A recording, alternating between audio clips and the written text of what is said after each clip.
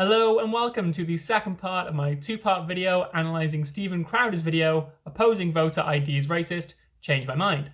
The idea for analysing this video came from Nolan Barger in the comments, so if you have anything you'd like me to look at, any particular videos or debaters or debate, then just leave a comment below and I'll get back to you and hopefully produce something for you in the next couple of weeks. If you haven't done it already, I do really recommend you check out part 1 of this video. It contains all the setup and a lot of the arguments that I'm going to reference here I've laid out in that version. So it'll make a lot more sense if you watch part 1 and then part 2. On the other hand, if you're just here to see me take apart Stephen Crowder and have a go at him, this is the video for you. The first half hour or so of Crowder's video was devoted to a debate with a guy called Lewis, and that's what I covered in part 1. So this part 2 is going to look at his second opponent, Isabelle. I'm going to spend most of it looking at how they lay out their arguments in premises and conclusions and why their arguments work or don't work and how they come back on each other and all that good logical stuff. I am then going to spend some time looking at all the sort of tricks and techniques Crowder uses to try and get you to agree with him that aren't strictly logical. But with all that out of the way, let's get started. The first thing I want to point out is the difference in attitudes here. So it's not strictly an argumentative point, but it is one of the most important things you'll notice through the video. Isabelle and Lewis, their arguments aren't that different. I'm going to lay them out and they are really pretty similar.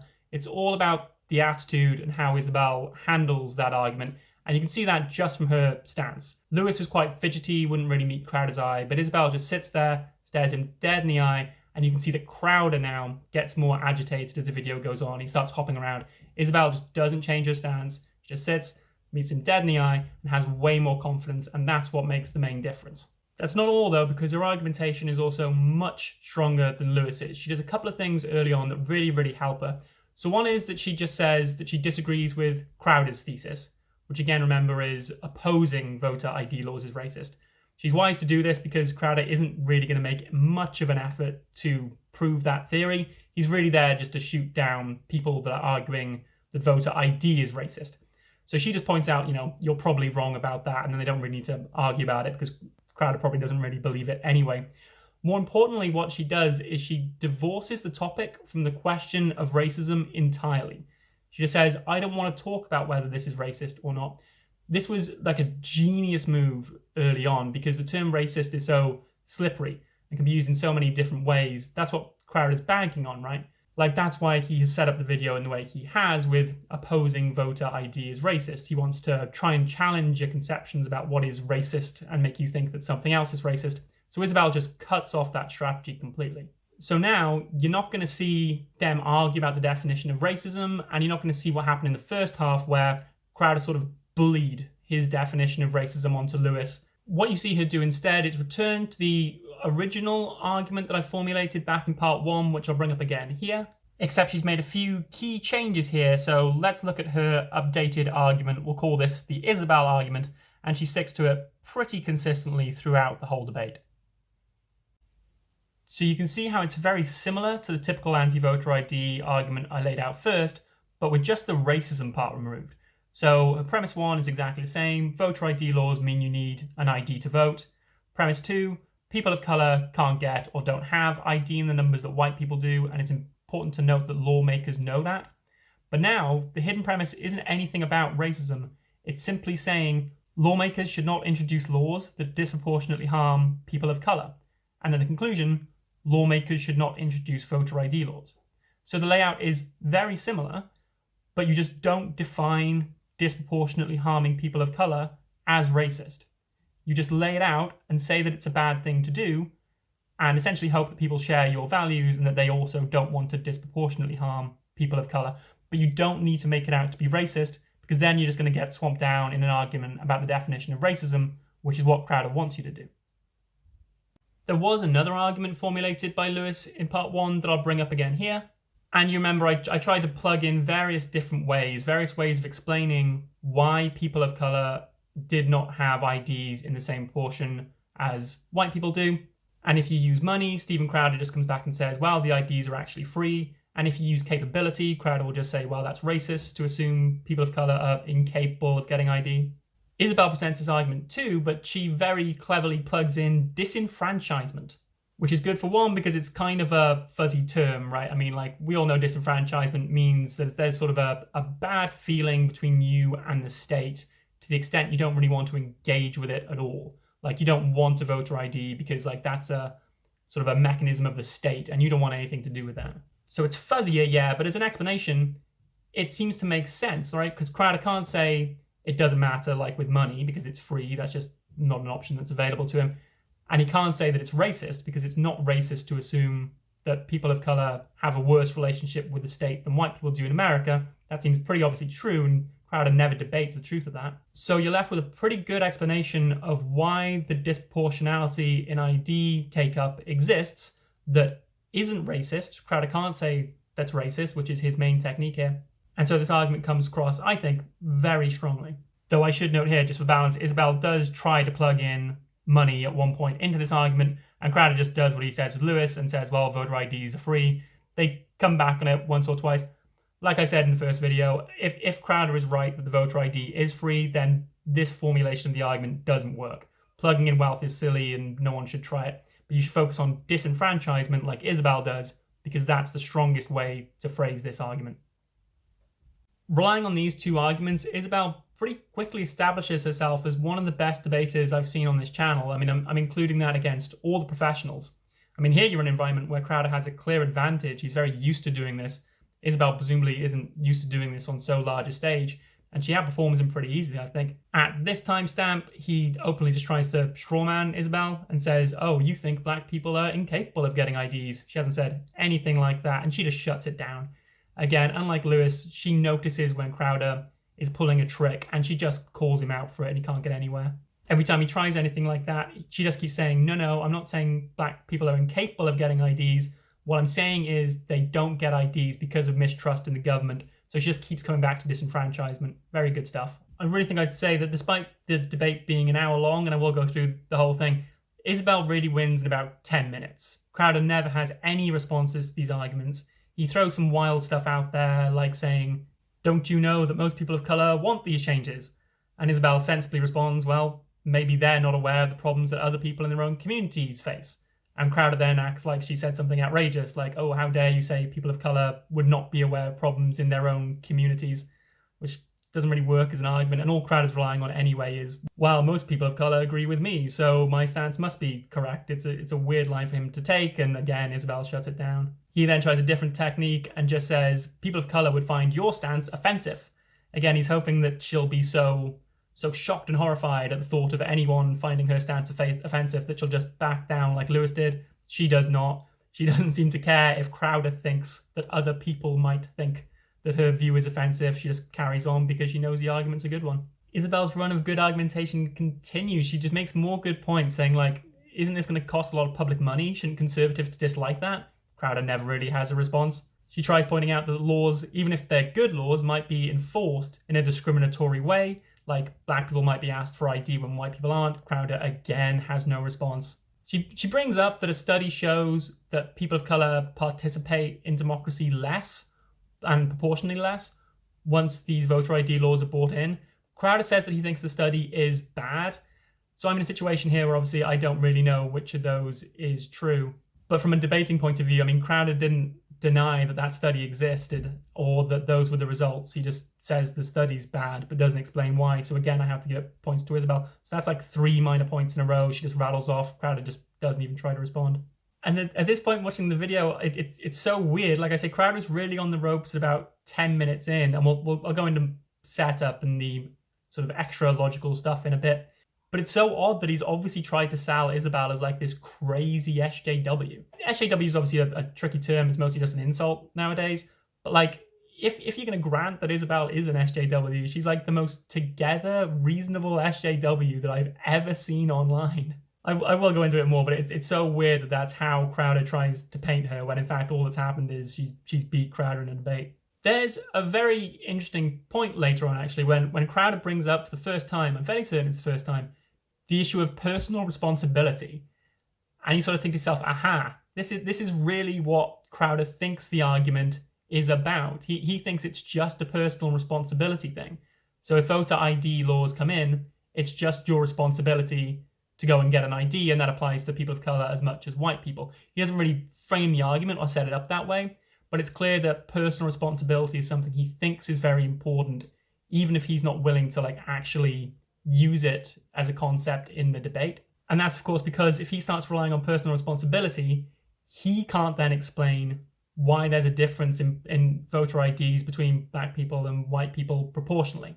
Because he'd have to say, well, the reason people of color don't have IDs in the numbers they do is that they lack personal responsibility. And then we're back to Steven Crowder being racist again. And so we can't rely on the concept as much as he'd probably like to. And again, the debate starts breaking down shortly after this. There is a bit near the end when Steven Crowder just tries to push his thesis and just says Isabelle's view is racist. I think he calls her a racist. And she just says, I'm not. That's not true. He doesn't make any argument for the idea that Isabelle is racist. He just throws it in at the end because he remembered, oh yeah, that's what I'm supposed to be arguing for. Trouble is, particularly with Isabelle, that just doesn't work because she was relying on people of color having mistrust in the government, disproportionate compared to white people. And that's why they don't have the ID.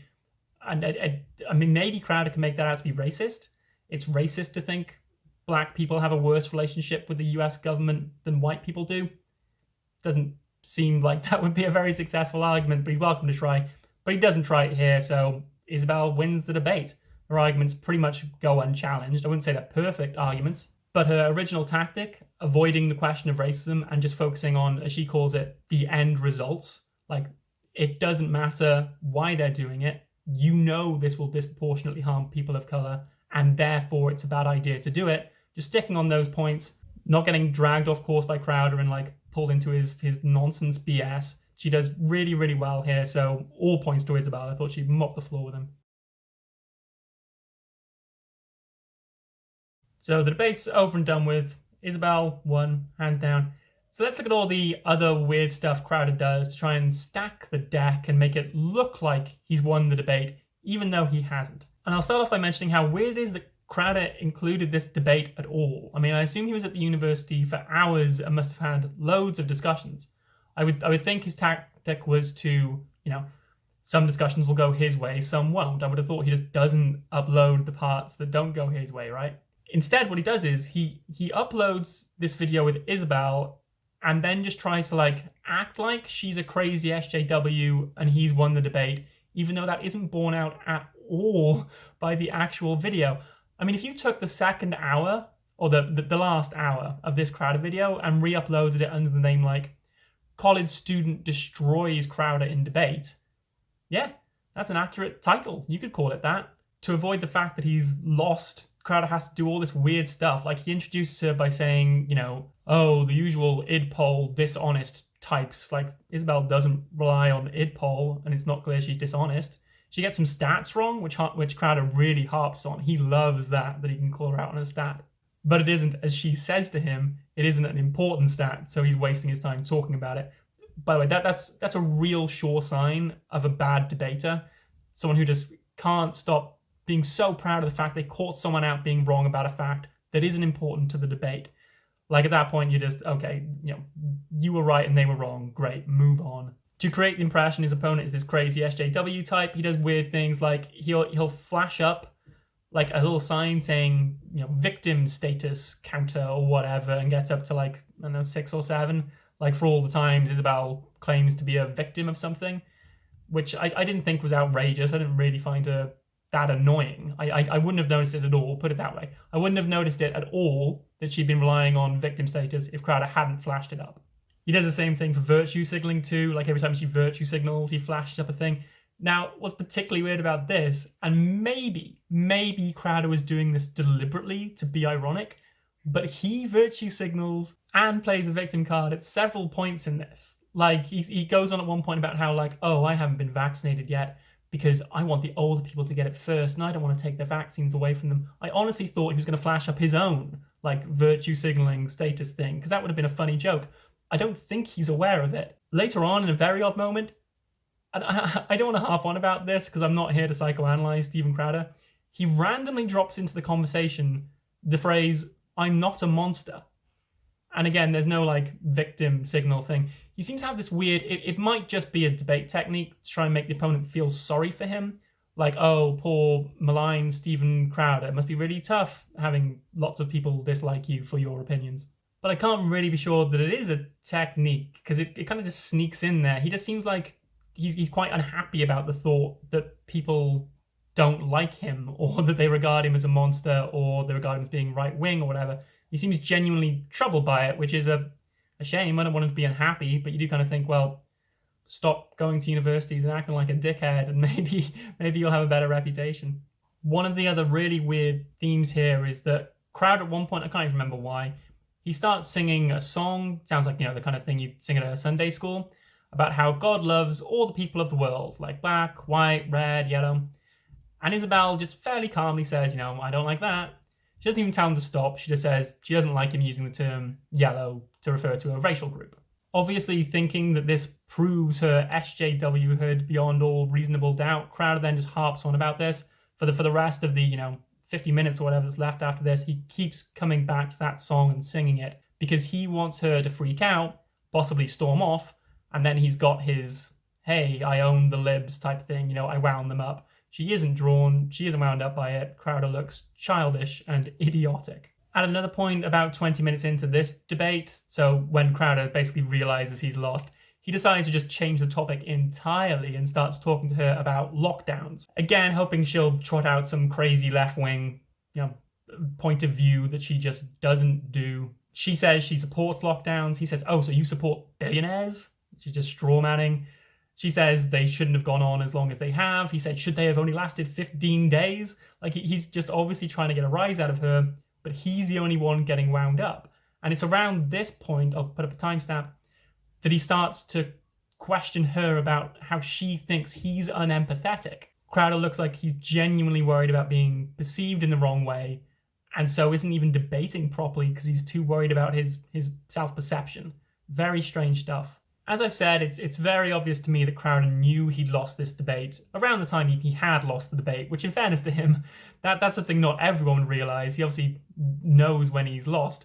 But instead of just, changing his mind would be ideal, instead of changing his mind to suit the correct arguments that Isabelle has trotted out, he seems to just be obsessed with this idea that he gets her to storm off. Like, that's the only way this interview or debate can end now, is he gets her so upset she storms off. So he starts talking about, reading Huck Finn aloud. Should you say the N-word? Now, I'm sure that's a problem most people encounter daily, but it's not really relevant to the discussion. Then he starts talking about a Richard Pryor comedy album title which features the N-word. So he reads out the album title and says the N-word, not with a hard R, which I think is a point of some importance to some Americans, but she's obviously pretty taken aback by this. She doesn't storm off, she keeps her cool, but she is very critical of that. And why is Crowder doing this? It can only be to annoy her and make her storm off so he can have his big YouTube moment, oh, Crowder winds up libs. But since he fails, why put this on the channel? It's so bizarre to me that he thought he could salvage what is a very embarrassing experience for him. He thought he could save that by just throwing up a few graphics implying she's an SJW, spend 2 minutes talking about how she's one of these silly libs at the beginning of the video, and hope no one notices that he gets crushed in the debate. In conclusion then, Isabelle wins by relying on very similar arguments to Lewis. Despite that, Lewis was crushed, and Isabelle here does the crushing.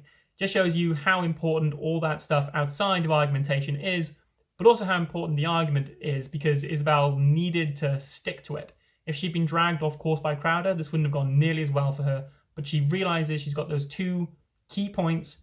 Don't focus on racism, because it's a woolly term that we can just get confused about. Just focus on harming people of colour, right? The fact is that the laws will do that, and Crowder knows it. And secondly, use disenfranchisement to explain why people of colour have IDs in less proportion to white people. Crowder can't claim that's racist, and he also can't really say it's untrue, so he has nowhere to go. Knowing what her key points are and how to stick to them, and knowing pretty quickly on that Crowder has no response to them, means that Isabelle can lose 1,000,000 small battles and still lose the war. It doesn't matter that, she trots out the money line and Crowder says it's free, and she's wrong about some facts, and Crowder says some of her studies aren't proper. Those things, it's important to get your facts right, but those things don't matter. because when you get down to it, he doesn't have an answer for her core arguments, and that's the end of the story. Stephen Crowder himself knows that he can't answer those key points, and that's why he tries every distraction technique in the book, to just outright winding her up, to insulting her, to talking about absolute nonsense. Gets him nowhere, makes him look like a jackass. I don't know why he put this video online. I'm really glad I watched the second part of this video all the way through, to just because it exposed Crowder. It showed he doesn't know what he's talking about. He preps certain arguments in his head, and he's very good at knowing what those arguments are and having the facts at his fingertips to defeat those arguments. But when it comes to an argument he hasn't encountered or doesn't have an answer for, he cannot think on his feet, he can't adapt, he can't change his mind, he can only lose. Thank you very much all for watching, and thanks especially to Nolan Barger for suggesting the video. If any of you would like me to analyse anything, leave a comment down below, but I do already have one in the chamber, as it were. Someone has asked me to make a video just laying out the definitions of left wing and right wing, which is a really fraught topic. I'll probably throw in some general terminology as well, like what a liberal is and what a conservative is, because I feel like as with the internet and everything, people are really losing ground on what those terms mean. So it'll be sort of a general political terminology video. But as always, leave a like if you like the video, share the video with anyone else you think might like it, which would really be everyone in the world, I would think, and leave a comment if you have anything you'd like to disagree with or anything you'd like me to expand on. Thank you very much for watching, and I'll see you next time. Goodbye.